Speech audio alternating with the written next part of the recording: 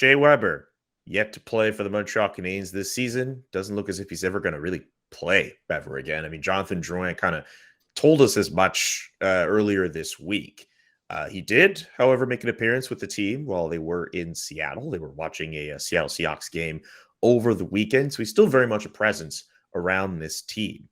What are your takeaways from the reports going around that Shea Weber essentially is not going to play hockey again, and he might actually be doing some scouting for the Montreal Canadiens? I think Jonathan Drouin let something slip he wasn't supposed to let slip. Weber was around the guys, probably told them what his plans were, and Drouin was asked, and he said basically he's retired, which Paul Wilson, the Canadiens vice president, quickly said, no, he's not retired, because there's all kinds of things that come into play if he is indeed retired, as far as salary cap implications, etc. But I think it's become pretty obvious by this point that Shea Weber is not going to play again. The really disappointing thing is that, we talked about how much they miss him in the room, miss his leadership. He shows up, and I was surprised he didn't show up for the home opener, but he showed up in Seattle the night before. The guys went to the football game. Nick Suzuki said he had breakfast with Weber the morning of the game in Seattle, and you would think that would maybe inspire the guys a bit going on the ice, and it obviously didn't. They looked terrible in Seattle. So, Shea Weber showing up didn't give the team any kind of a boost at all. He won't be with them again now. He's going back to Kelowna. But yeah, I think it's becoming more and more obvious that he's not going to play. I mean, Marc Bergevin made that pretty clear when he spoke with the media the last time, saying he definitely won't play this year. And it's a long shot, I think was the word he used, as far as Shea Weber ever playing again. So whatever role Weber is going to have with the team in the future is a secret right now, same as it's a secret if Marc Bergevin is going to be back with the team after this season. How do those two things factor together? The one thing that we can sort of rule out is Shea Weber will not be the next GM of the Canadiens, because I don't think Shea Weber speaks both languages.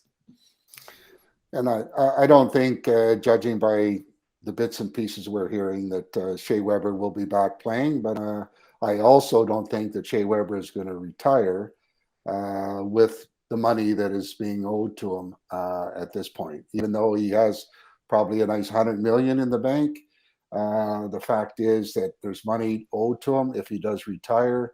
It's a little less pocket change that would be, the scenario for him. But, there's a situation where a quality guy like that's so well respected, to bring him into the organization in some capacity, whether it's scouting or whatever, obviously is a great thing, but don't expect him to retire in the real near future. And it's a shame to see this, play out the way it is, but it's part of pro sports. But Shea Weber is quite comfortable, and I'm quite sure that he's giving a chance to really enjoy his family and other things that he didn't have a chance to enjoy before. So let's wish him the very best.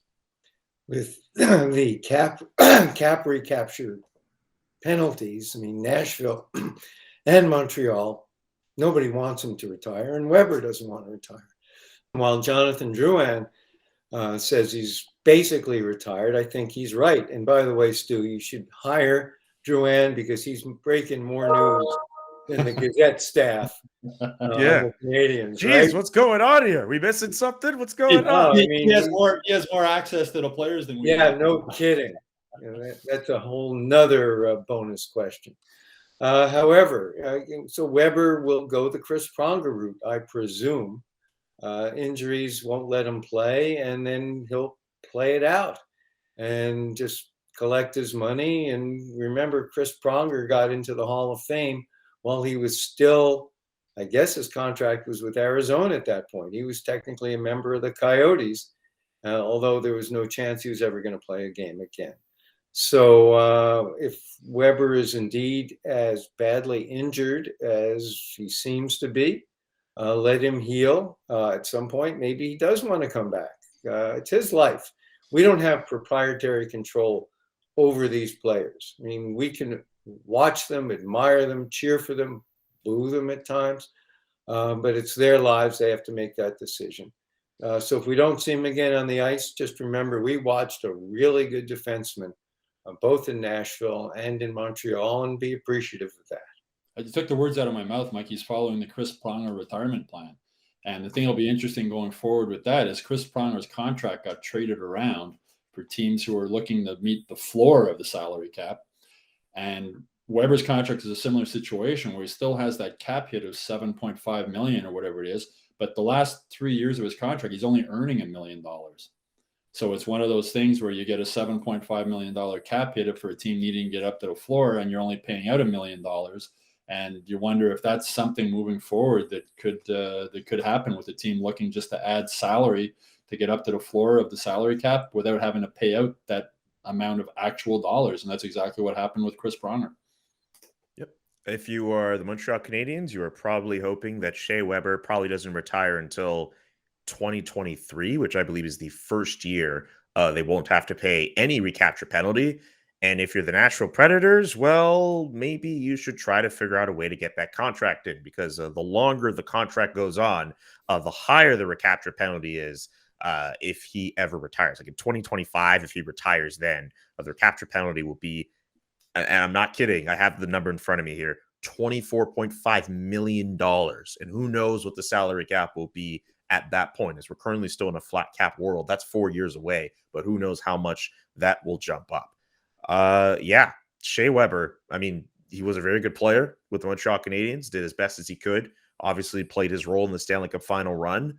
But yeah, I'd be stunned if, for whatever reason, he found himself back on the ice as a member of the Montreal Canadiens. Let us know in the comments section your favorite Shea Weber memories and your thoughts on the recapture penalty and what could be done with his contract going forward. Subscribe to the YouTube channel. Subscribe to the Hockey Inside Out newsletter as well. Visit hockeyinsideout.com to check out our full episode.